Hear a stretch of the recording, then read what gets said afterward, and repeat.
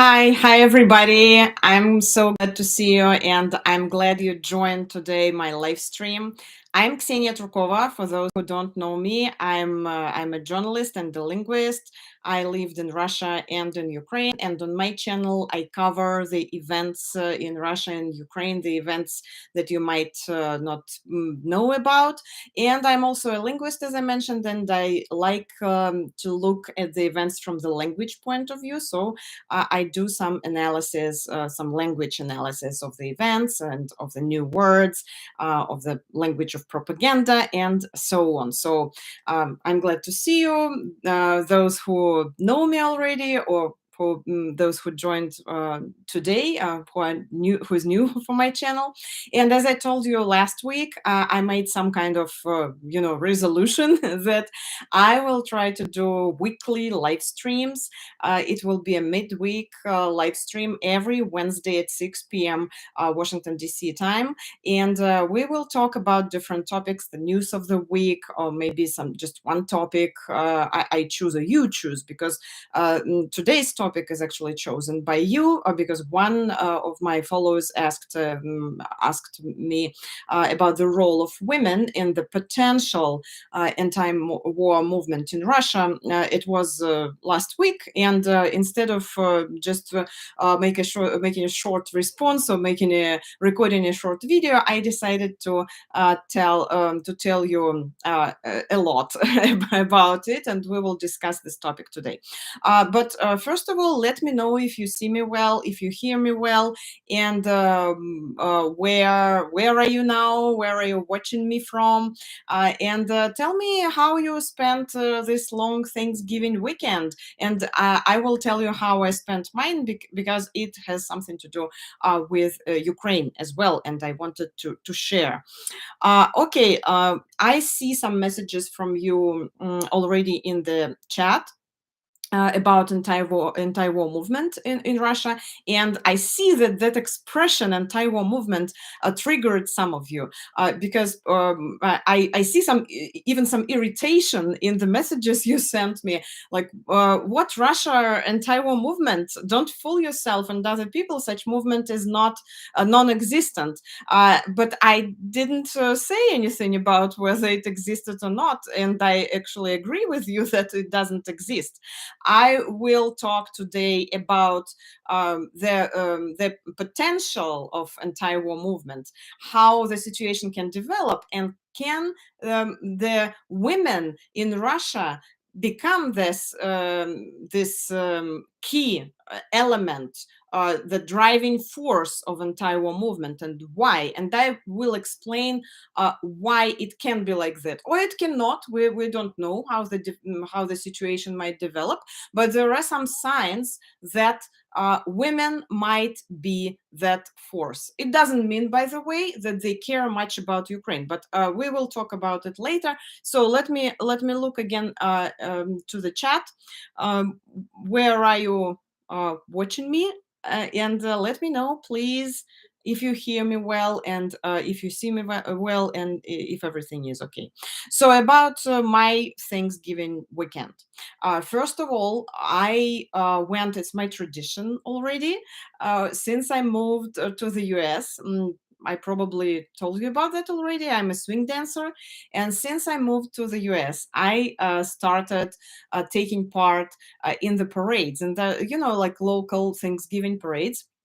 And our swing dancing club community, Gotta Swing, it's called Gotta Swing. By the way, if someone is interested and wants to try to start swing dancing, that's a best place to start it in Washington, D.C. I mean, in Washington area. It's Gotta Swing. Just Google Gotta Swing and you will find all the information. And so I take part in the local parades. In the local parade in Reston, Virginia. It's a very nice thing. You know how the local parades look like. So our group from Gotta Swing take takes part in that parade every year, and every year we're wearing some wearing different costumes. So I was a candy cane already. I was a snowflake. This year we were just dressed in something like sparkly, and it's fun. It's fun. It's so I love it. I love the music. I like the vibe of the parade, the atmosphere, and I just love dancing and swing dancing, especially jazz dance. And it's actually. I love it just because I love this music and that kind of dance, but I like it as well because it's also some element of connection between me and Ukraine. I cannot go to Ukraine right now, but it keeps me connected because I started dancing in Ukraine, and Ukrainian dancers and dance community in Ukraine actually made me fall in love with this dance. So every time I dance, it's not an exaggeration. Almost every time I dance, I remember about Ukraine, and I remember about my friends, my dance friends in Ukraine, and I just love it. So that was one of the days of that long weekend. And on Saturday, yes, on Saturday, it was completely different event I took part in. Actually, it was not so. One day was dedicated to that fun thing, and one day I decided to dedicate it to commemorating the victims of Ukrainian Holodomor. So it's a hunger, a famine that happened 90 years ago. This year is 90th anniversary. 90 years ago it happened, and I will tell you a couple of words about that. So I took my teenage son and my husband, and we went to the memorial, Holodomor Memorial in Washington D.C. If you have never heard about that, please Google. It's Holodomor Memorial, and it's right in front of the Postal Museum in D.C. Like across the street. You will see it. And so I actually didn't know about that memorial, and then my Ukrainian friends showed it to me. So we went to that memorial. There was a big ceremony with some officials and with the ambassador and with the members of the Ukrainian community from Washington D.C. And we were commemorating the victims of Holodomor. And I wanted to tell my son it's very important. He knew already because we lived in Kiev, we lived in Ukraine, but every year I try to remind him about those events, and I try to educate him about that. And my husband, he's an American, so he didn't know anything about that, and I wanted to tell him that story as well. And after we got home, we watched a movie about Holodomor called Mr.Jones. So just a brief information about Holodomor, if you never heard about that. It was actually man-made famine, man-made by Stalin, by the Soviet regime, and millions of Ukrainians were killed was starved to death in 1932, 1933. Nobody knows the exact number of people who died, and there were different numbers in different periods of time. So till 2019, the number was about 7.5 million. But then in 2019, the Holodomor Museum initiated a new investigation, a museum in Ukraine, a new investigation into the case of the genocide, because they call it a genocide of Ukrainians, and a lot of countries around the world, they also recognize it as a genocide of Ukrainians. So the Holodomor Museum in Ukraine initiated a new investigation, and that investigation determined that 10.5 million Ukrainians became victims of Holodomor. Holodomor, it's a compound word, both in Russian and in Ukrainian. The first part of this word means hunger. Golod, and the second part means more. It sounds like more, and it means literally death, but like deliberate death, when someone makes someone to die. Like deliberate death from hunger, starving to death, starving people to death. That's what Holodomor means. And That was very important experience for all of us. And as I said before, after that we came home and we watched that movie, which I highly recommend you to watch. It's called Mr. Jones, and it's a movie about the real historical figure, the Welsh journalist Gareth Jones, who was the first journalist to report on the Soviet famine in English using his own name. So he went to the Soviet Union, he went to Ukraine, and he reported from there. He was in great danger, and eventually, after several years after he went to Ukraine, he went to Mongolia, and he was killed there. And it's not confirmed, but there is a theory, there is a version that he might be killed, might have been killed by the special agents, by Soviets.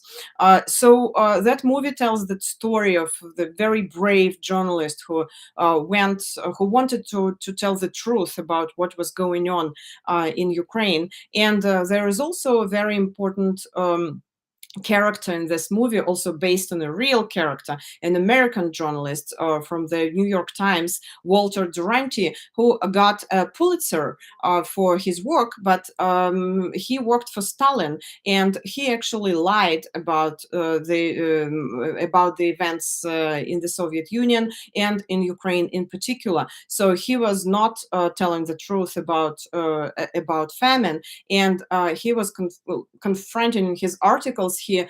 He was denying what Mr. Jones, Gary Jones, was telling people about famine. And Walter Duranty was saying, like, it's not true, it's not that bad, the famine is not that bad, while people were literally dying and like eating each other, literally. And there is a moment in that movie when Mr. Jones goes, he is traveling from village to village in Ukraine, and he saw those little kids who are singing something about Stalin, how Stalin is the great, but the children are starving, nothing to eat. And then they invite him to eat something. They start eating, and he is asking them, where is this from? Where did you get that food? And they say Kolya, which is the name of their brother, and he understands that they are eating their brother.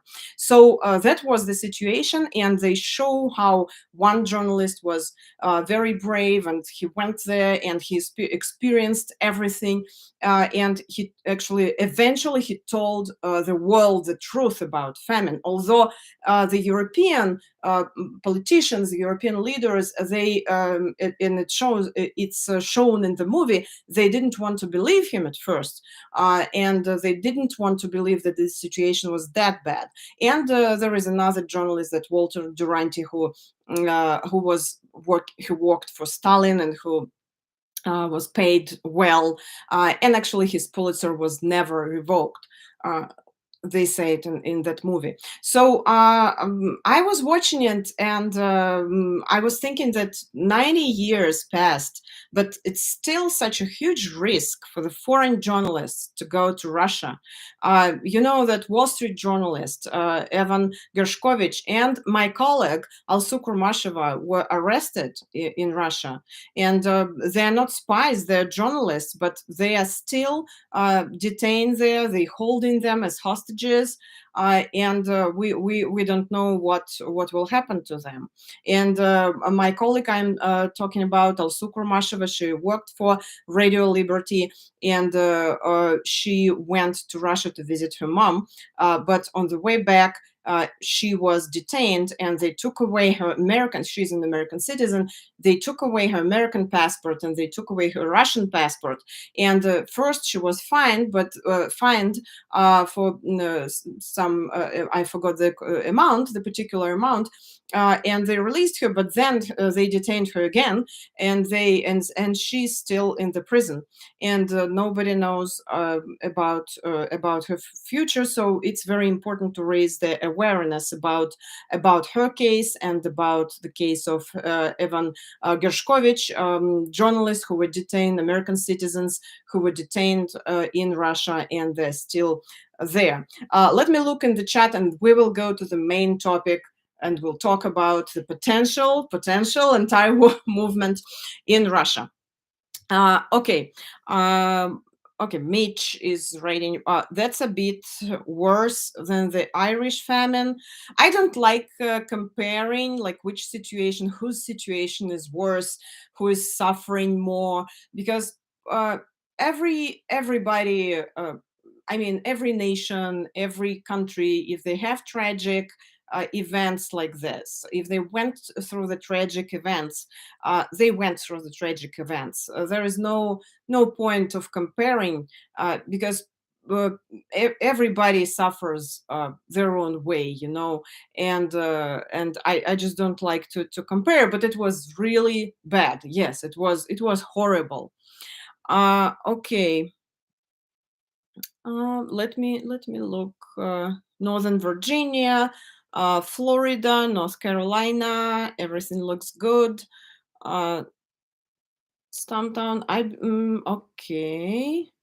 Thank you so much for your messages. Thank you. I'm sorry. Seeing and hearing you well. Oh, I'm so sorry. I'm fine. And I learned about Holodomor recently. A few years ago, there was a news story of a professor at a Canadian university that was denying it happened, and story taught me about its history. Russia is denying it happened. And of course, Russia is denying it was a genocide. Russia is denying that it was man made. Although there are a lot of proofs, and there is a lot of evidence that it was man-made, and it was against Ukrainians. That's why a lot of countries, and now you can see that country after country is recognizing Holodomor as a genocide of Ukrainian people. So I advise you to watch that movie I mentioned. Hello from Ohio. Thank you so much. Okay, let's go to that anti-war topic. Do you think, I will read another question? Do you think that the women of Russia who are associated with soldiers can create a non-violent movement to change the current situation in Russia? This has been done elsewhere. Yes, I'm going to talk about this. So let's go to the main topic of today's live stream: women and the war. So, you know, when the war just started in February of 2022, people were thinking that women, Russian women, would be the main anti-war force, but unfortunately, they didn't. Why people were thinking that way? Because they were thinking that the mothers, the wives, the sisters will go on the streets and will say no to war, and they will say, don't send our husbands and sons to the war. We don't want them to die. But surprisingly, for some people, surprisingly, for some not, they didn't. They were silent. And the majority of the Russian women, I wouldn't say like majority, because I don't have the results of the polls. I don't have the numbers about women in particular, you know. But from what I saw, from what I read, and what I like watched, I think that a lot of Russian women, they were not against that war at all. They followed that official narrative, Putin's narrative and propaganda narrative, and they wanted their relatives to go to the war and to fight NATO, or because Putin's main narrative is that the NATO is they're fighting with NATO, not with Ukraine, with the hands of Ukraine, but it's the main force against Russia is NATO.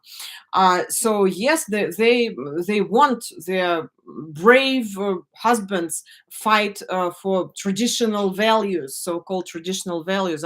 Otherwise, the NATO soldiers will come and will turn everybody into some sexual perverts or something like that. If you think I'm joking right now, I'm not, because a lot of people think exactly that way in Russia, especially not educated people, and they believe 100% believe in what propaganda says. So unfortunately, not Russian women were not against it, and right in the beginning of the war, first several months, the special services or special forces of Ukraine, they published the captured phone calls. The phone calls between Russian soldiers and their families, the phone calls they caught, and they published it. So it was you can find it. It's open. It's open information. And if you understand Russian and Ukrainian, so if you I mean Russian, and they have like some Ukrainian subtitles, some of them, but I don't think they have English subtitles. I need to look at it. So if you understand Russian, you will hear what they say, and in 99% of those conversations, the mothers and the wives were supporting the war, and they supported what their relatives were doing there.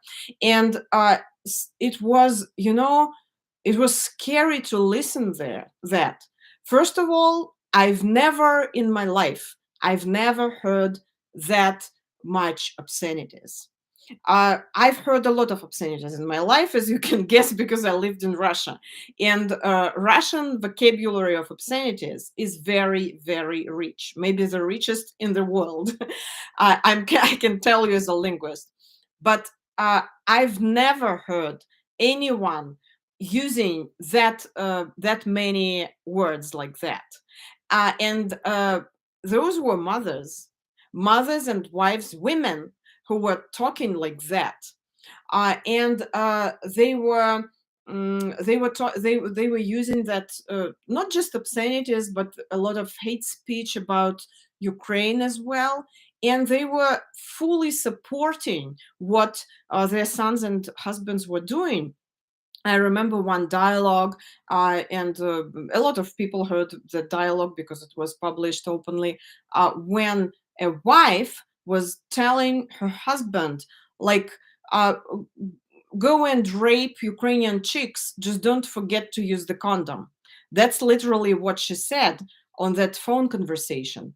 And the mothers who were inspiring their sons to steal things, steal those blenders and washing machines that became like a symbol of the Russian military, that they were stealing, like everything they saw, every little thing.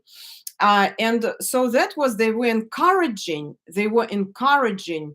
people to commit criminal to commit war crimes, right? And that was very scary to hear and to listen to, and it was very, very sad. So when I was listening to those dialogues, I was thinking, like, no hope. There is no way that Russian women can go and say no to the war and something like that. No, there was only one spark of anti-war of anti-war movement, and it was in Dagestan. And there were several videos posted on social media, and they were geolocated as predominantly a Muslim region of Dagestan, and they were showing women in the capital of Dagestan, Makhachkala, pleading with police outside the theater. They were screaming, "Why are you taking our children? Who attacked who?" They said it's Russia that attacked Ukraine. So they were like brave women that they really went on the streets to say the truth, to speak up, and to say we don't want our sons to die. But again, it was a minority. It was just a minority. I mean, political wise, and it was an ethnical minority as well. So that was the only one spark in the region of Dagestan in Russia. And but a lot of people were arrested, and it didn't lead to anything. Just one spark, and that's it. And the independent Russian monitoring group of ADN4 reported that several arrests were made, including that of local journalists who was reporting on the on the day of protests, and that was right after the mobilization was declared, announced in Russia. When they announced the mobilization in September of 2022, that happened in Dagestan. But in other regions, again, women actually supported the war. I'm not talking about those activists who were really like making anti-war statements. Some of them were arrested, and there were women among them. I'm talking about like the majority of just regular, ordinary people, and there was no any anti-war movement. And actually, there is another layer in that. Russia is a very patriarch country with, as they like to say, traditional values, right? With that cult of toxic masculinity, and what they said, and I heard it from the people I know as well. What they said, like, I don't want to run from people who are trying who are doing this mobilization, who are hiring people who are sending people to the war in Ukraine. I don't want to run away from them because I'm a real man, and real men, they don't run. They don't run away. They are brave enough to face all the difficulties and to go to the war if they're being sent there. So that was the philosophy. And again, I know it for sure because I heard it from many people.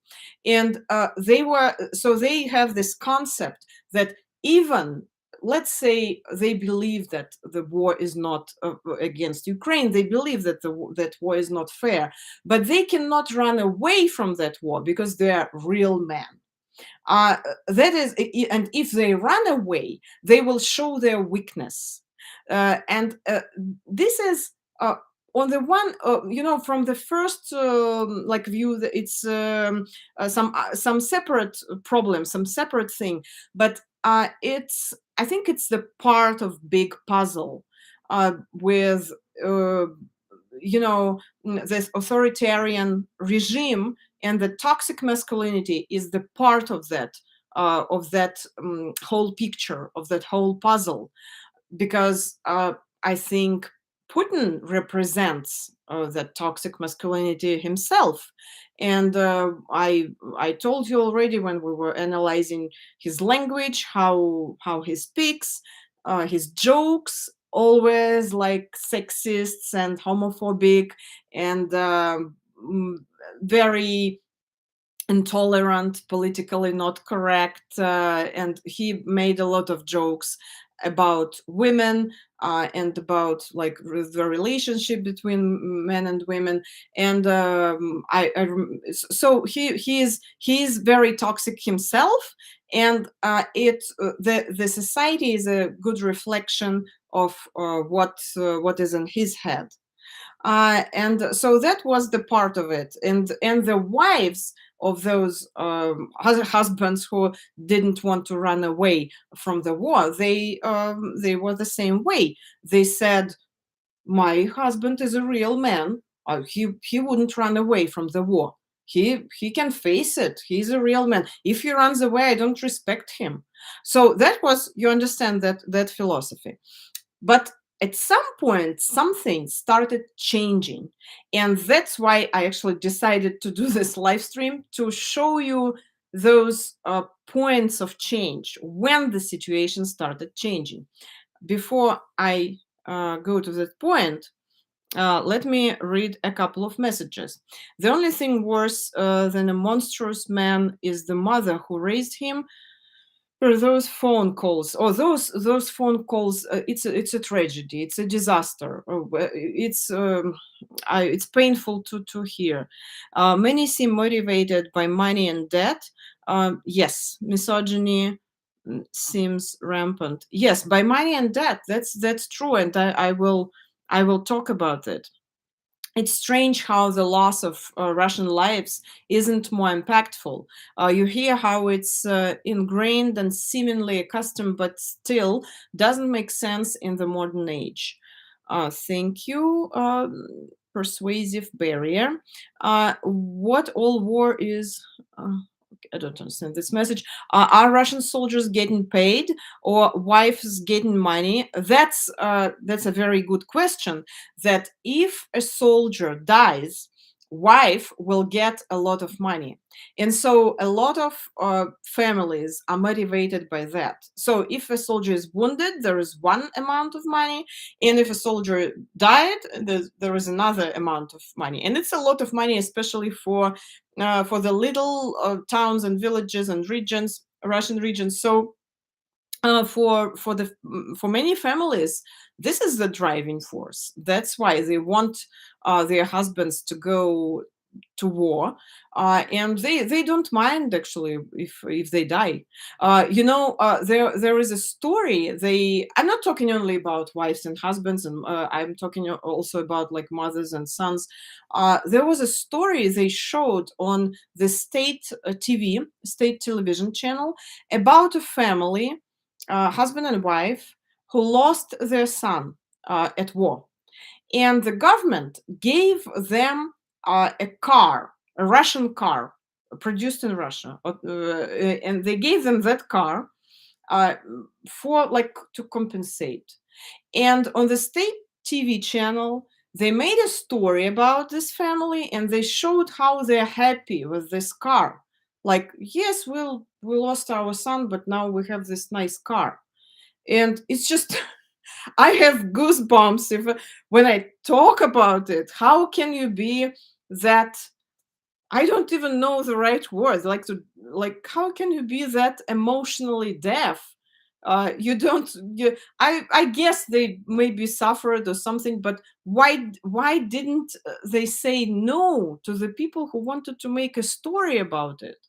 And they were all happy around this car. And they show those stories like this all the time. Yes. So yes, they are driven by money, by those compensations. But as I said, something started to change in the last few days. My friends who still live in Russia, in Moscow, Facebook friends, they posted pictures of the cars on the Moscow streets, on the streets of the Russian cities, with the stickers, and those stickers say, I'm fucking tired, bring my husband back, or bring my son back, bring my brother back. So it's some kind of flash mob, and the authors of that flash mob are Russian women. So they are trying to send some message. They are tired of the war, which is already lasts almost 2 years. They're tired. They don't understand. Not only women, nobody understands. They don't understand the purpose of that war. What is the main goal? They never tell them, they never indicate that main goal, that main purpose. What are they fighting for? Where is that point where they will say, we won? What does it mean to win? what is the victory. So they are lost. They don't understand what is going on. Why is it going on for 2 years already? Why they keep losing their family members? And sometimes they didn't get money because the government tricks them, and they promise money, but then they don't give them money, and they have all kinds of problems. They raise their children without fathers, and in some regions, for example, it's very difficult, especially with the children with disabilities. So imagine a woman from the little village in Russia who is raising a child with disabilities, and I know stories like that, without her man, without her husband, and she doesn't have a job because her job is to take care of this disabled child, and it's just it's situation they you cannot survive in, and that is the situation in Russia, and of course they are tired of that. And on November 7th, so almost a month ago, relatives of Russian conscripts went out on the first some kind of demonstration, little demonstration, picket, demanding that their relatives be returned home. That happened in Moscow. After this, similar protests began to be organized throughout the country. Wives and mothers write to the authorities, knock on the doorsteps of administrations, and they try to come to an agreement with the authorities. So they are trying to speak up. They're trying to organize uh, some demonstrations. They are trying to tell to communicate with the authorities, with the officials, and to address that problem. And there is an independent Russian media in exile, of course, because all independent Russian media are in exile now. Verstka, they started chats and groups, Telegram groups and chats, where relatives of those who were mobilized are coordinated and spoke with their participants. And Telegram chats with thousands of people where they coordinate their actions. So the Telegram messenger is very popular in Russia, and there are all kinds of groups and chats, as I said, and there are a lot of chats with uh, for, let's say, a group of wives of Russian soldiers, and so they exchange their experience, they give each other some advice.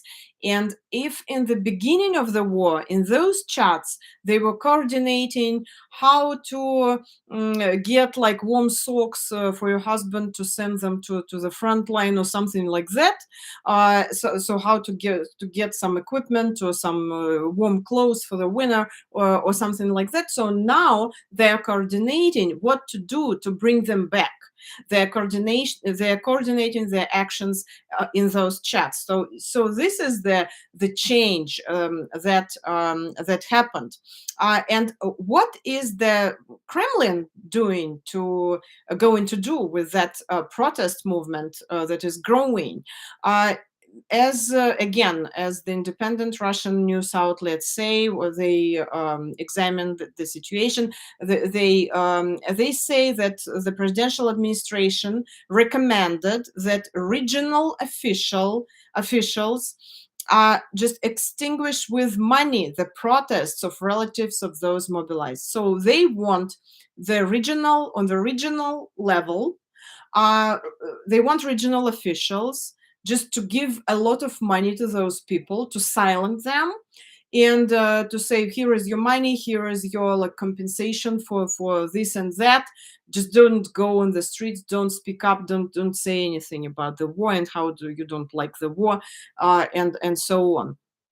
And so the dissatisfaction of this particular social group in the internal political bloc is considered one of the most important problems of the beginning presidential election campaign. Don't forget that the presidential election is approaching, and that protest movement is growing right before the election campaign.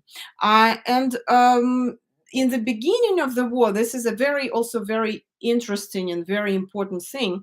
In the beginning of the war, Russian state media and Russian politicians, they were creating deliberately, of course, they were creating an image of an ideal wife.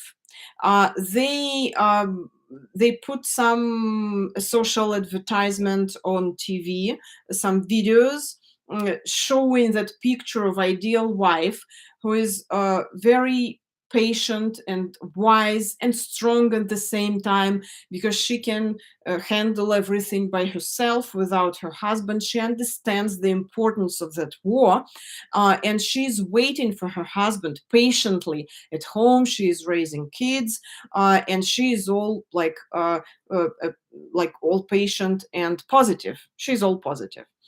But the reality was completely different. And again, that news outlet I mentioned, Russian news outlet Verstka, they wrote a very interesting article. Unfortunately, it doesn't exist in English. I checked it, but in the chat, I can advise you some Russian independent sources you can read in English, but that one, they have some articles in English, but not all of them. So they wrote a very interesting article. They talked to a lot of women whose husbands were sent to war, and they explored the crisis, different kinds of crisis in the Russian families that war caused. So one of the typical scenarios is that the Russian soldier is going to war. His wife, all patient, nice, and positive, is staying at home with the children. Then that soldier finds a woman on the occupied territory or wherever he is, and he starts cheating on his wife. And some of them, they want even to get divorced. And the wife doesn't want to get divorced. First of all, some of them really love their husbands, and some of them, they're interested in money, because if they got divorced, they will never get money if in case he's wounded or killed at the war. And so a lot of women, and also there are women with kids with special needs. Verstka is telling a story about a woman who has a child with a Down syndrome. And so it's just very difficult for them to raise their children while things like that are happening, and their husbands are cheating on them and finding other women. And so you see, and it contradicts that narrative about brave Russian soldier, brave man who defends traditional values, traditional family values. A lot of them are not defending traditional family values at all, because they go to war to cheat and to find other women. And so there, and that's a thing. That is the turnaround point. Verstka, by talking to those women, came to the conclusion, the journalist of Verstka, they came to the conclusion that the personal crisis, the crisis in the family, made them to change their attitude towards war. Because they, first of all, they see the gap between the reality and propaganda. They start understanding something. They start realizing something, like, wait a minute, it doesn't add up. They show us one thing, and there is completely different thing in our life. And first of all, they start seeing the difference, that huge gap between reality and propaganda. Second, they start and slowly understanding that this war doesn't have any purpose. This war doesn't have any goal. So unfortunately, yes, they don't care much about Ukraine and Ukrainians. Some of them do. Some of them do. I don't want to generalize, and I don't want to say that all Russian women, they don't care. Of course not. Some of them do. But a lot of Russian women, they had this turning point in their heads just because of their family crisis, not because they just educated themselves or read something, or suddenly they became empathetic towards Ukrainians. No, but it's something, and it's maybe better than nothing, right, in Russia. And as I noticed many times, that is one of the characteristics of the Russian society.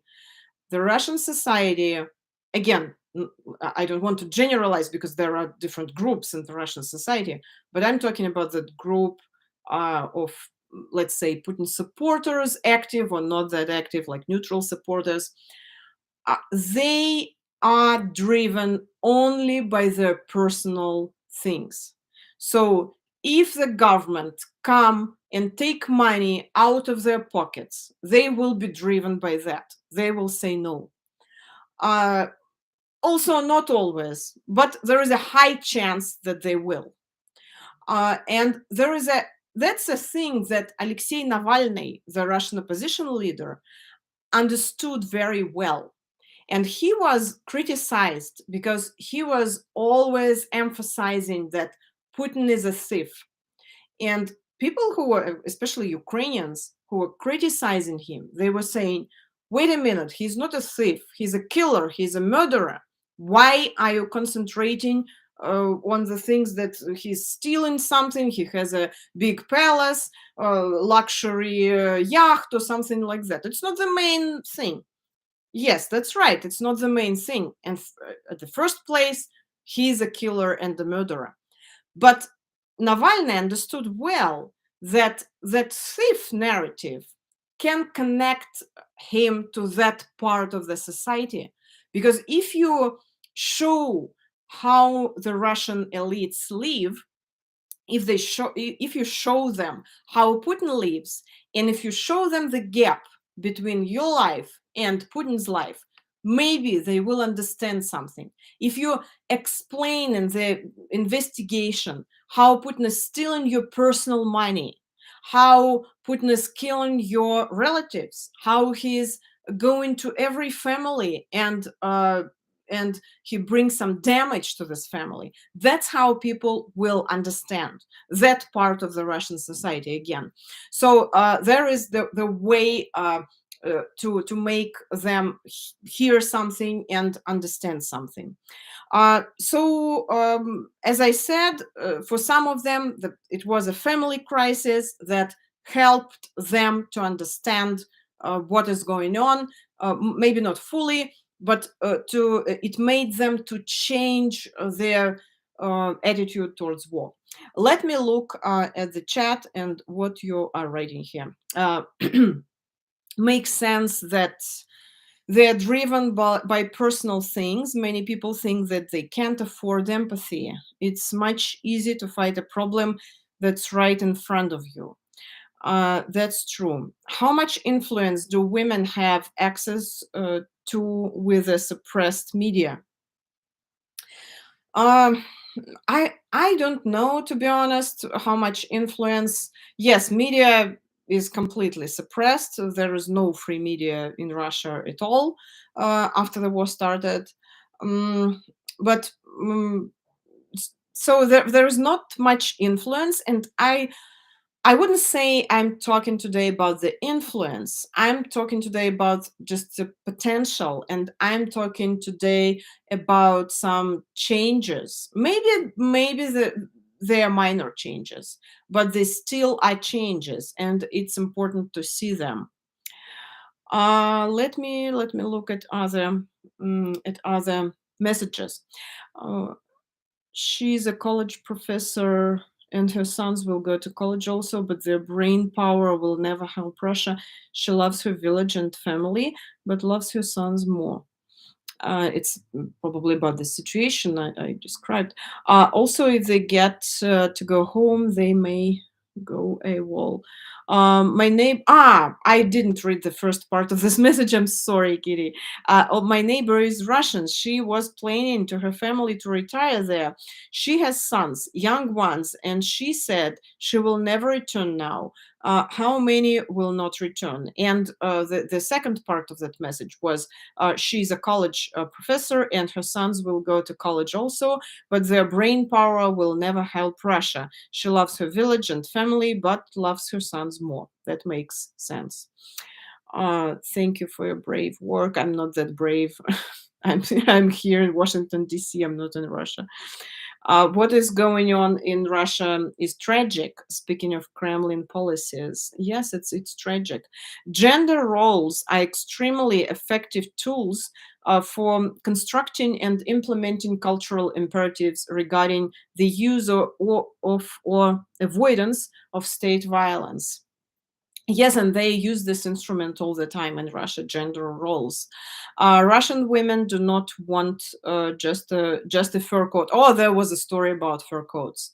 When they gave on camera, they gave fur coats. I have a video on my channel about that.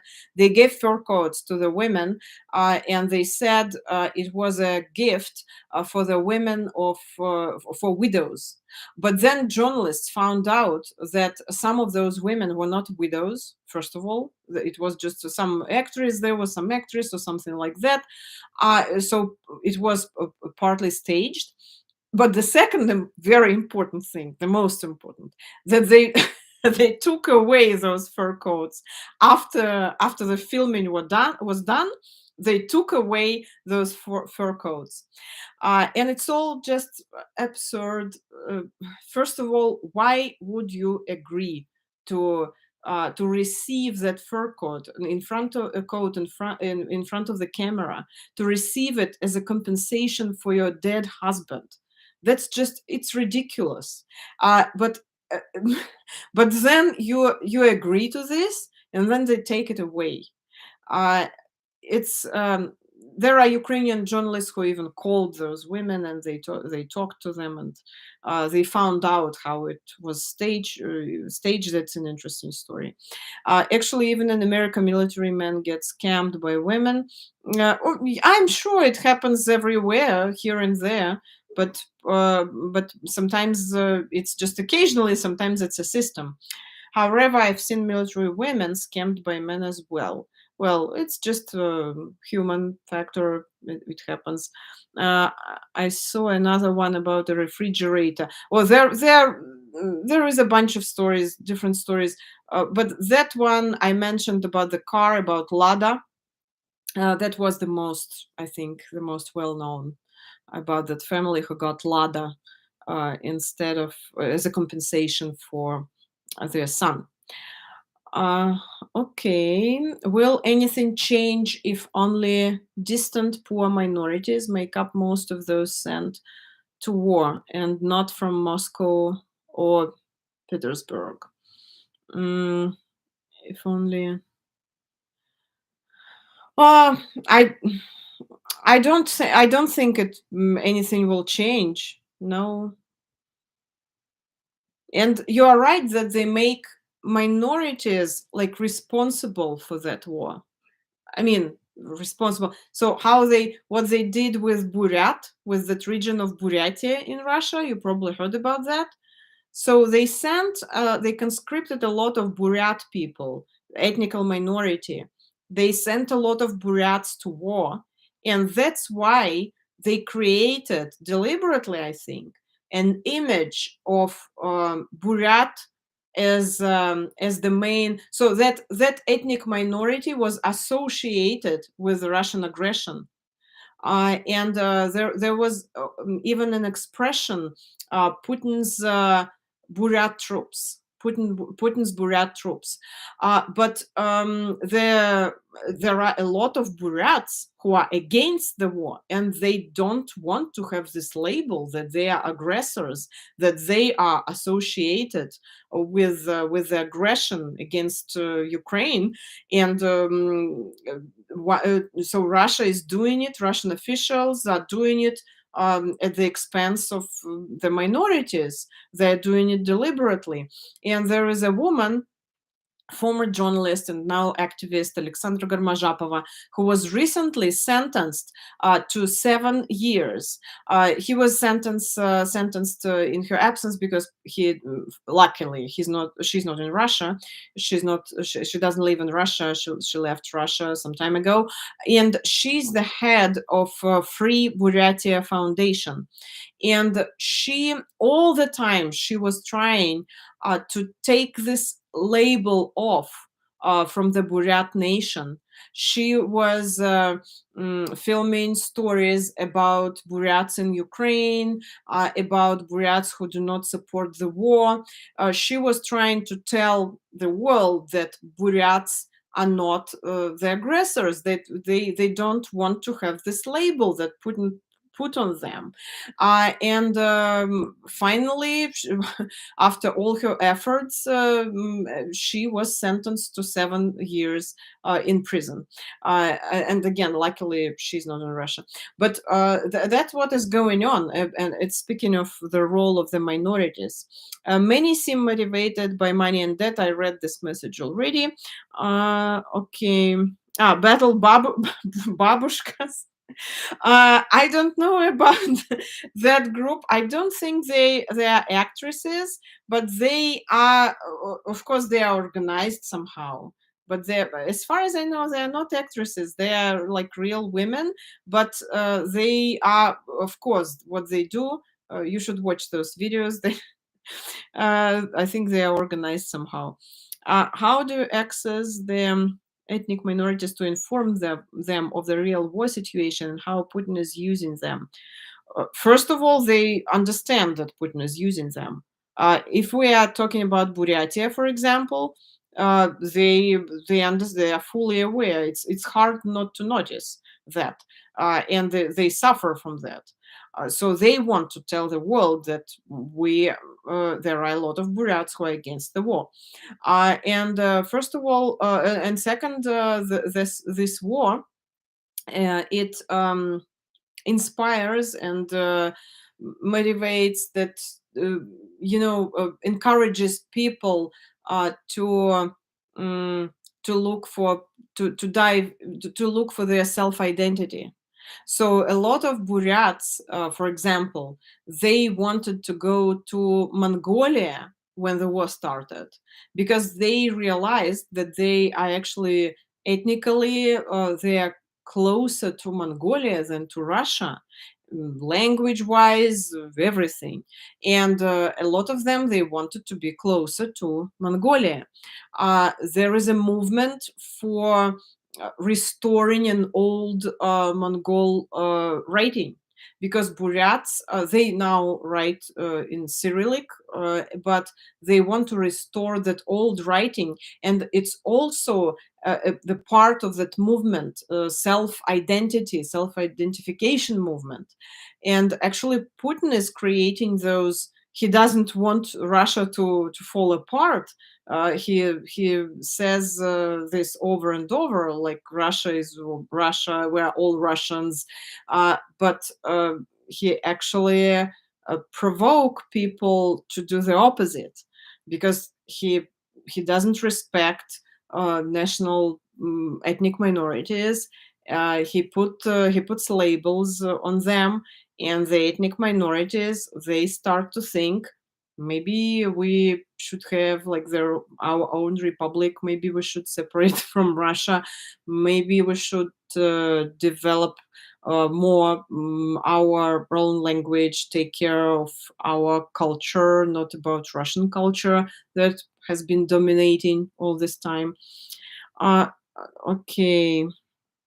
Exchanging lives for fur coats is bad enough, but to have it all be a lie in the first place, can decide whether to laugh or cry. That's a very good description of how a lot of people feel. We don't know when to laugh and when to cry because some news are yes, hard to react on them properly. I'm late to this event. Well, you can watch it afterwards. So, you know what? I'm about to wrap it up. If you have any other questions about the topic we were talking about, or maybe you have some ideas for the next live stream. Well, of course, I will keep an eye on news, and we will talk about some news as well, uh, as we did today. But if you have a topic to suggest, please don't hesitate, and I will dedicate my next live stream to the topic. On a lighter note, how was the Ukrainian restaurant, Ruta? Congratulations. You probably saw my post on in the community on my page. I love this restaurant. I've been there only once, but it's not far from my office. So I'm going to visit that restaurant again, and I liked it a lot. Great to hear you. Thank you so much. Thank you. Thank you. And again, feel free to share your ideas, questions, and I will answer your questions after that live stream if you post some questions under this video. And again, please suggest what to talk about next time. Thank you. Thanks for watching me. Don't forget to like and subscribe and to recommend my channel to other people if you like it. Bye. Thank you.